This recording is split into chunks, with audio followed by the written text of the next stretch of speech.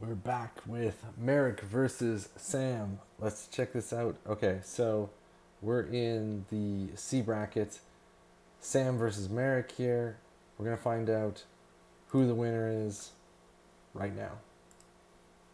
All right, game one. Uh, Merrick with the white pieces, Sam with the black. Merrick plays e4, Sam plays d5. This is the Scandinavian. And Black says, are you going to take the pawn and let me develop my queen to the center of the board, or, are you going to reinforce it? What's going on? White chooses to take the pawn, and now Black typically has two responses in the Scandinavian. Either you can recapture with the queen, or you can delay that and develop the knight. And developing the knight doesn't developing the knight challenges the d5 pawn, and white can't really reinforce it with the pawn move, because after a second pawn move, maybe capturing the pawn, black gets quick development of two knights to the center of the board. So there's some options there. Capturing in the center with the queen is the other option, and what this lets white do is develop the knight with a tempo on the queen. Gets to attack the queen and make it decide where to go on the board. The standard main line of this is to put the queen on a5, sort of keeping an eye on the knight and a potential pin here. White wants to play a pawn to the center, which would pin himself, so it's a good spot for the queen. It also can't be easily attacked. The only pawn that can reach it is b4, but that's not defended, so you can't play that. Black instead deviates from standard theory here and checks the king right away. Best response is to block with the bishop, so we see that, and then we get knight being developed. Now the problem with the queen being on this square is white gets to develop a second piece with tempo. So now white develops the knight, and black has to move the queen again. Black moves the queen, and we get a pawn move, opening up the path for the bishop. Black develops a piece, and already we're on move 7. White has developed all of their pieces. Every piece is active here. We've got both knights out, both bishops out. This is a huge success for white. White has got very quick development off of this, and black has only got the two knights developed. And the queen is out, but as you've seen, it can also be a target, and being able to develop pieces while attacking the queen has given white essentially free moves to get better developed. Okay, so black now trying to open up lines for their bishop, but blocks in the other bishop here. And white castle, so early castling as well. White has accomplished all his goals. Now black tries to kick out the bishop, or force it to take. I think the taking here is actually good for white, although it does open a line for black to kind of get some action there. The king right now is kind of well defended. Black is always thinking about castling kingside, so that busting up the pawn structure is somewhat good. And taking this knight loosens the strength on the light squares. Also, after this trade, white has still got 3 active pieces, and now black only has 1. So kind of plays into the momentum that white has. Instead, a better move would be trying to figure out how to develop a piece. I mean, maybe doing a fianchetto, get the bishop onto a diagonal that can be active here. Okay, instead we see like a really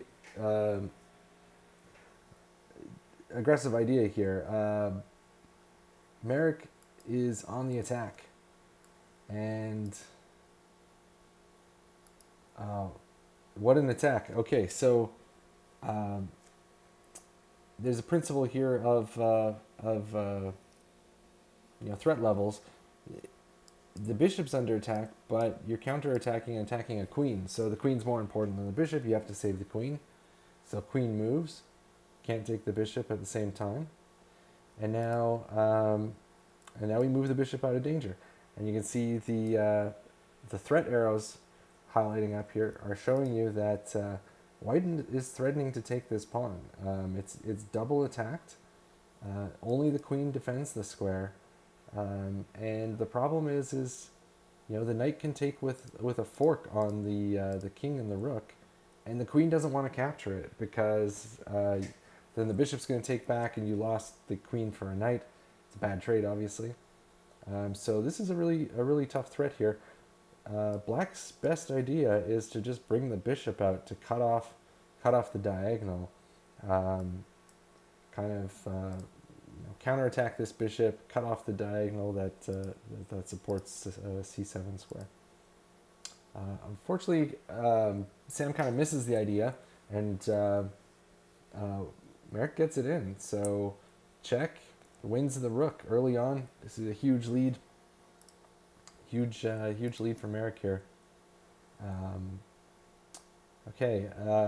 In this position, Sam really needs to get these pieces developed. If you're down in material, you need to have compensation with activity, getting your pieces out. I don't know to what squares, but maybe cutting off this diagonal of the bishop, trading off an active piece of white's.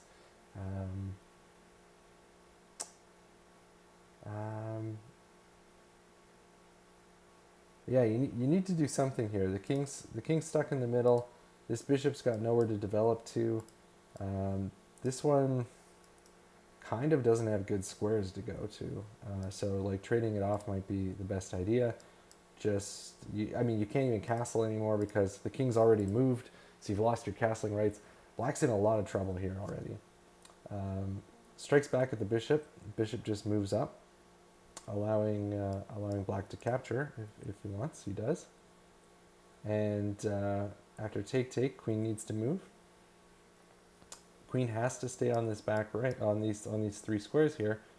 Maybe one of these squares to guard the f7 pawn.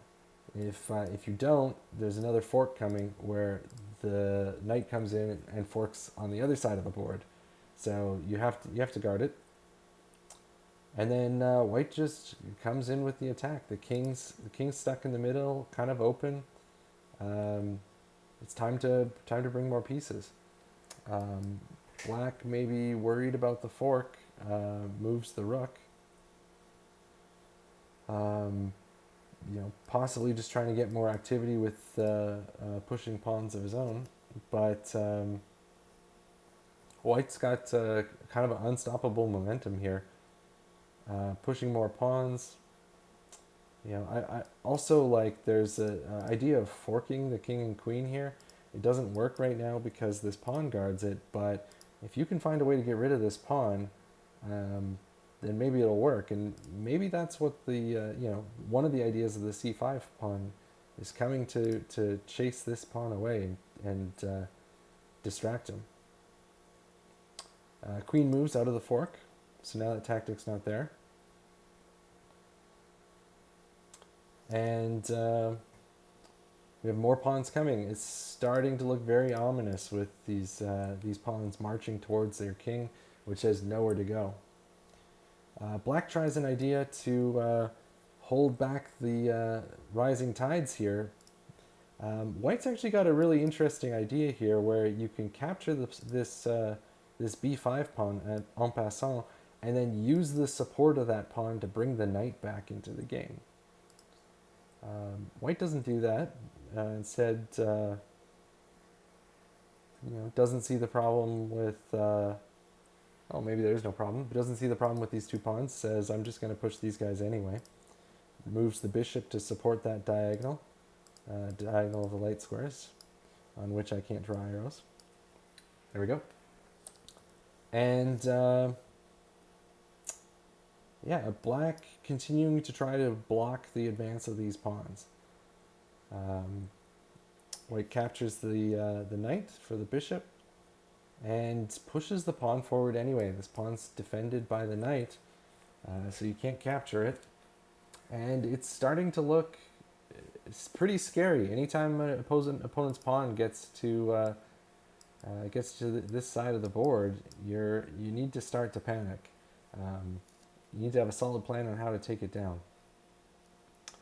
I like this idea. Guarding the advance of this pawn further, threatening to take the knight and then take this pawn. White defends it with the queen, so now that doesn't work.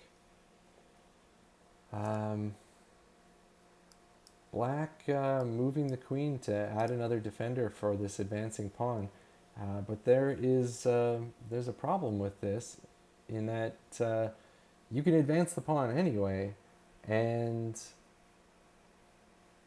after captures, it looks like you have a lot of threats as shown here, but it's white's turn, and white has a fork because the queen moved back into this line of fire.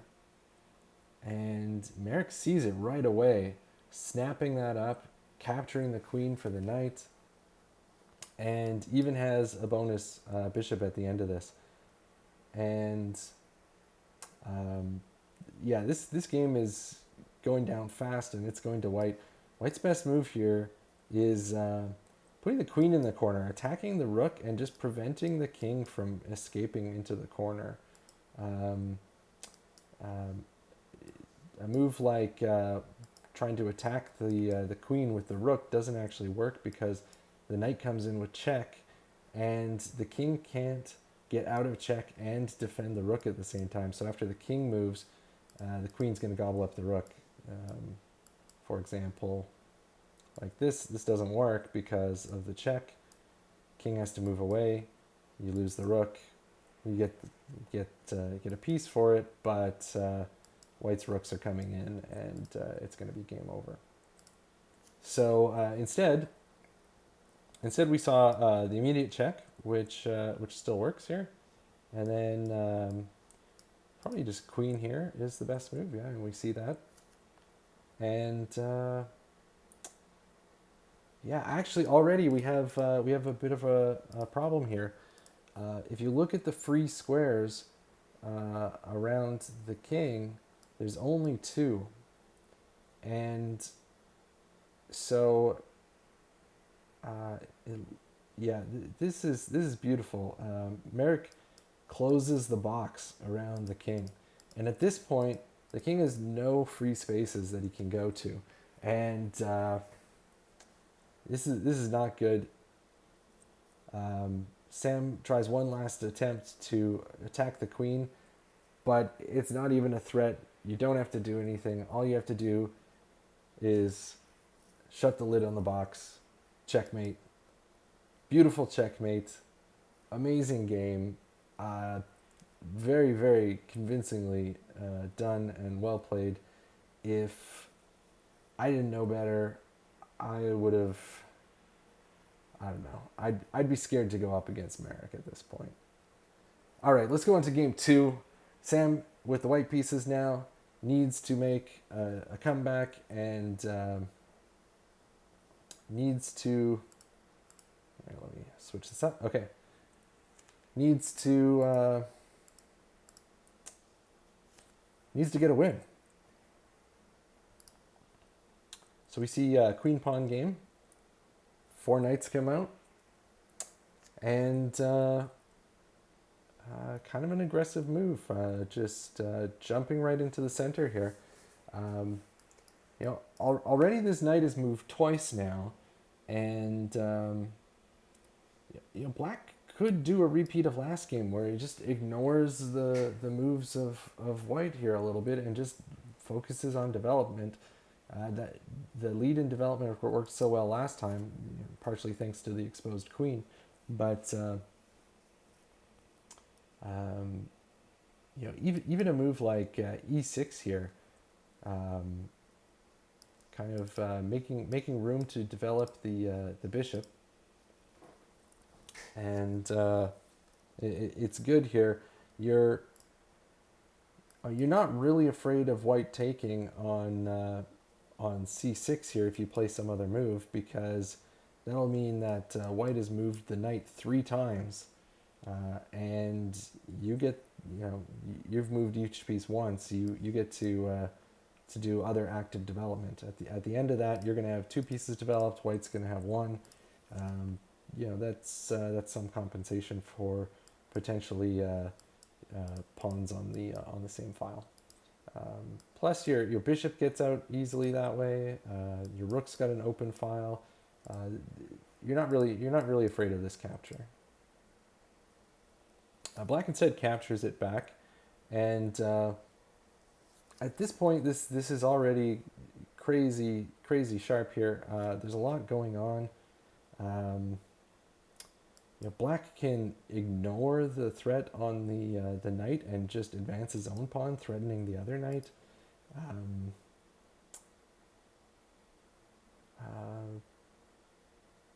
Yeah, there's a lot going on. Black can also play knight e4 here. Threatening the knight is defended by the pawn. Now, if you do that, you have to be prepared to trade queens, because that's what's going to come next. Instead, black jumps to the side, threatening the pawn, but this doesn't work as well. There's already white can win here by capturing this pawn. Let me show you here. White captures the pawn and defends the other pawn. Now, if black wants to remove the defender, like by capturing the queen, black still can't recapture this pawn because white's threatening a fork, and so it's a fork that's uncomfortable to defend. You have to move your king, lose your castling rights, and then white has time to defend the pawn, either this or with the bishop. Black's playing down a pawn in that scenario. So already you could look at capturing. This is very tricky. Instead, white chases the knight, which gives black time to recapture that pawn. And the game's kind of even here. White develops a pawn, and the f-pawn's a tricky pawn to develop because you have to watch out for the queen. This opening the diagonal for the queen to come in and throw checks. It's not possible right now because of the e7 pawn, but it's a very innocent move to move the e pawn up, and then hard to see the fact that it opens up these checks on the king, and the queen can kind of bounce off the king and hit all kinds of pieces. Black has to move, and I think again you can look at capturing this pawn. White kind of delaying the recapturing of the pawn, playing a pawn move. I kind of don't like these pawn moves so much. Namely, it these specifically cut off the diagonal of your bishop, so the bishop's going to have a hard time getting out. Maybe it needs to go into a fianchetto and hit the long diagonal there.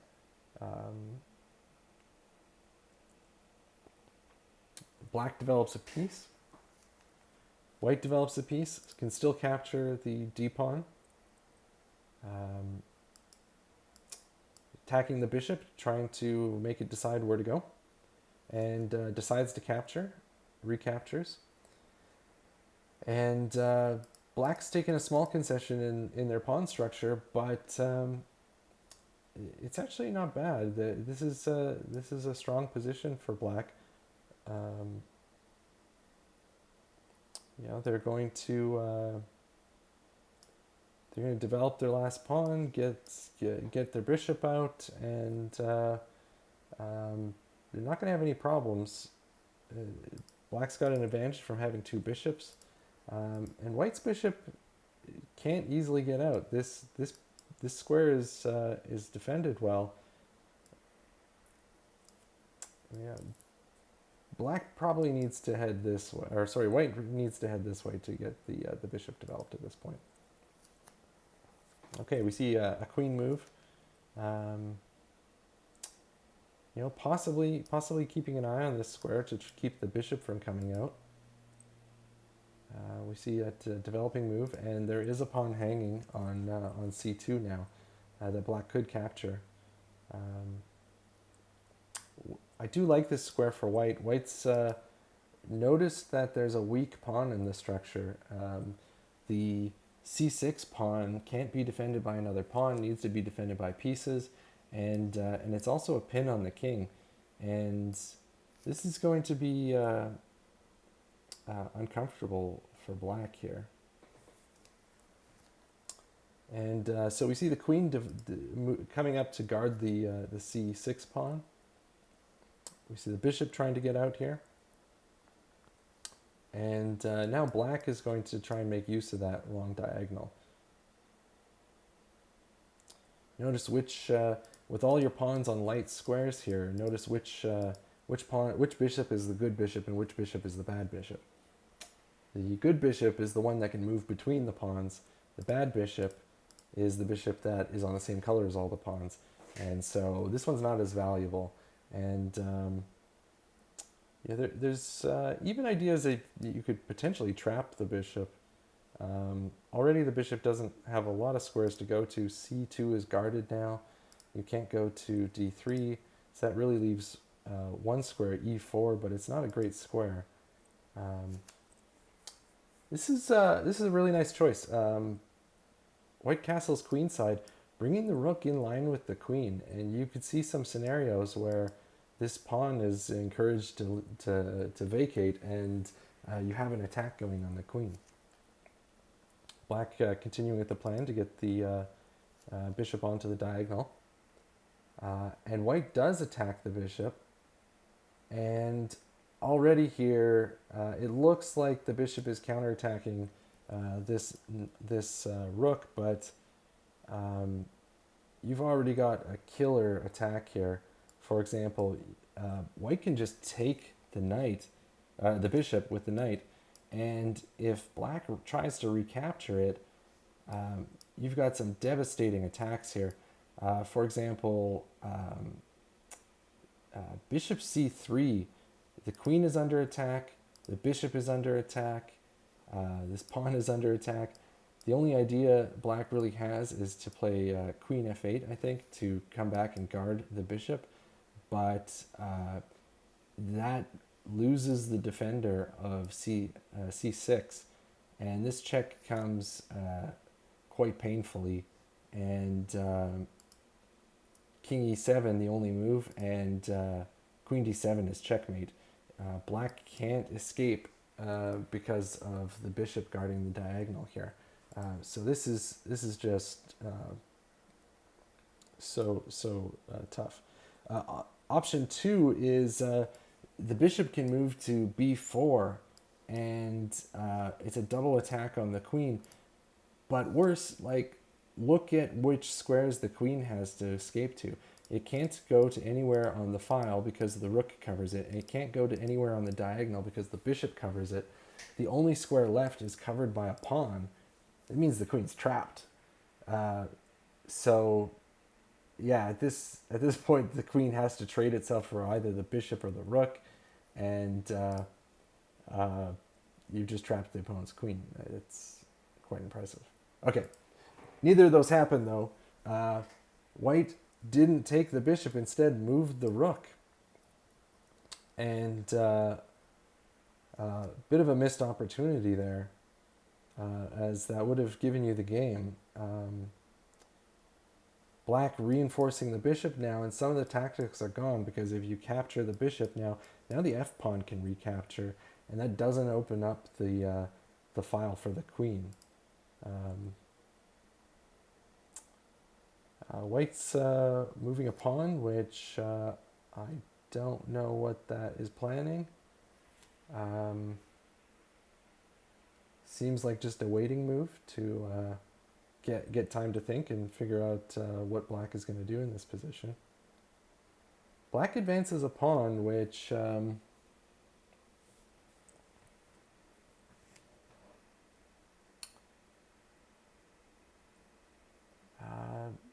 yeah, it does kind of weaken these other two pawns here, although.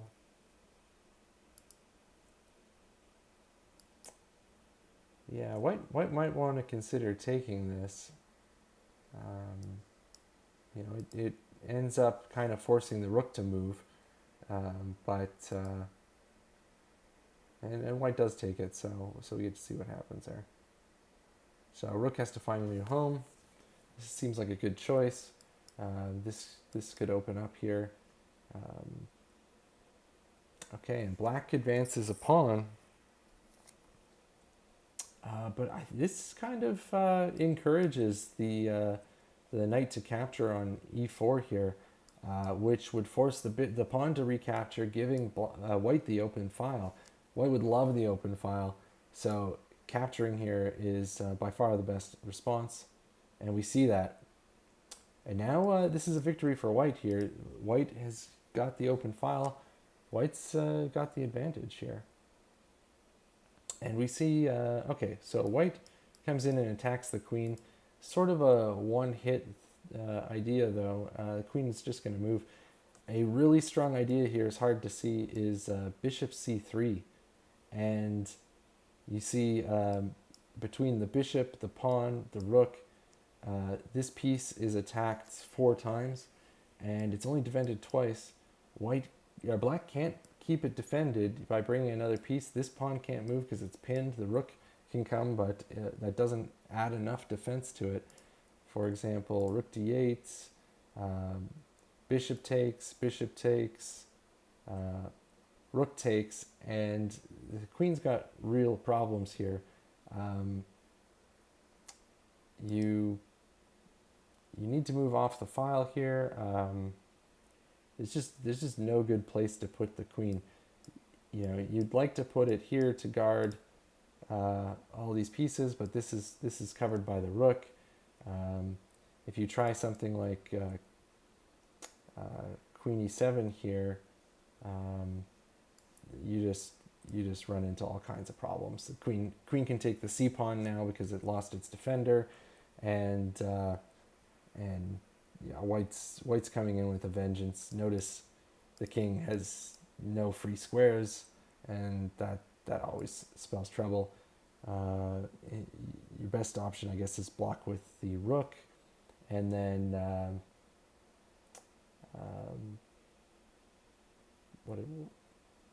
actually you have rook takes e4 here, pinning the queen, winning the queen here. So this is pretty brutal. Okay, so let's go back. Okay, so instead we see a bishop move attacking the queen here. Queen gets to move out of the way. We have h4, storming some pawns. King moves. Unfortunately, this moves the king in line with the queen and the rook, which is not good. But white kind of, I don't know, gets excited about the open file here. Kind of, you know, you could even bring the bishop back here and go on with your plan about taking out this pawn and open up the file so that your rook can really cause some damage with the king and the queen in line. Instead, we see white taking the open file, and black takes the pawn that was hanging, and now you have kind of the same thing that we saw in the last game, where the pawn gets into the last 3 rows of the opponent, and it can be quite dangerous there. There's constant threats of pushing to promote, not to mention a threat of check, king goes, and yeah, I don't know, maybe causing some damage. These squares are all covered right now, but these are things you want to keep in mind so that when the position changes, you can quickly reevaluate them. And white plays rook f7 here, and you know, this almost seems like a mouse slip. Rook rook f8 here is is quite good because black is forced to recapture, and after the second check, the king has one move to move out of the way, and you win the other rook, and then white is up significantly in material here. Instead, with rook f7, it's just I think we can like white has this idea of doing of performing a checkmate here, but it's just not possible right now. It's covered, blocked by a pawn. It's covered by the queen. It's just not as strong.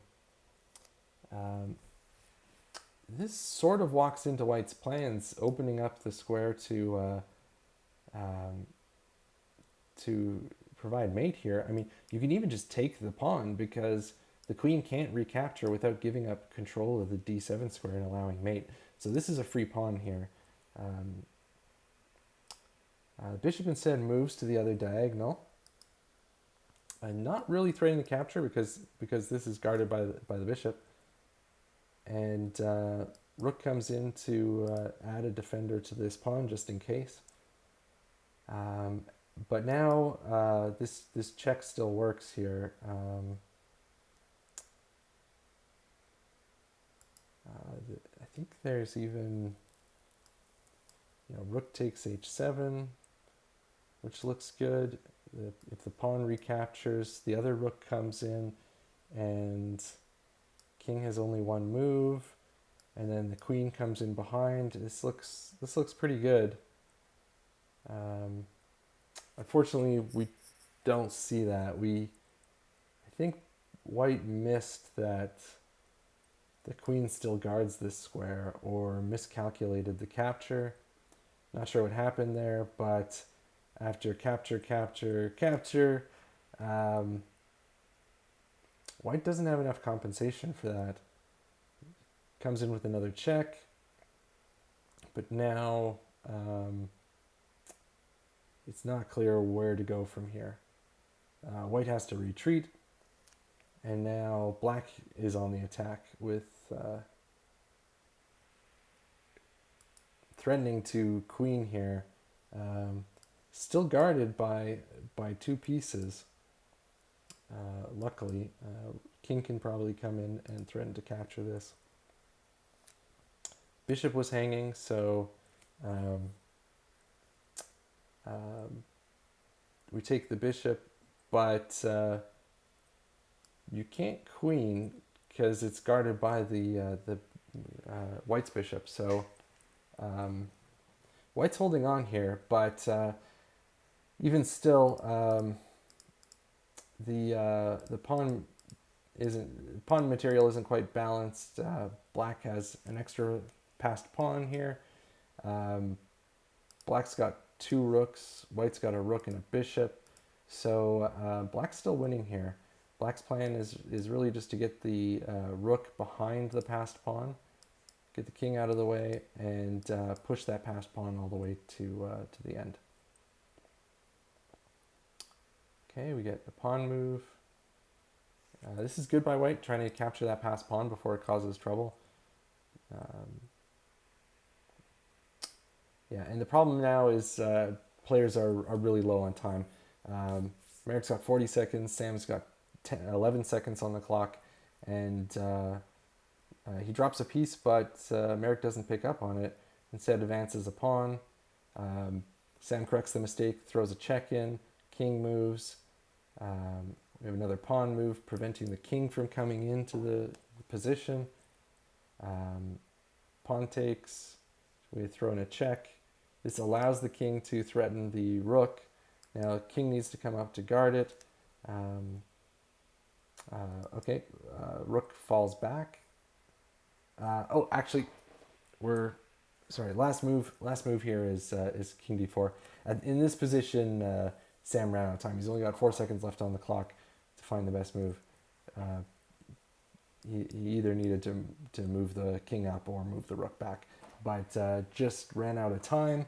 That means Merrick wins 2 games in the C bracket.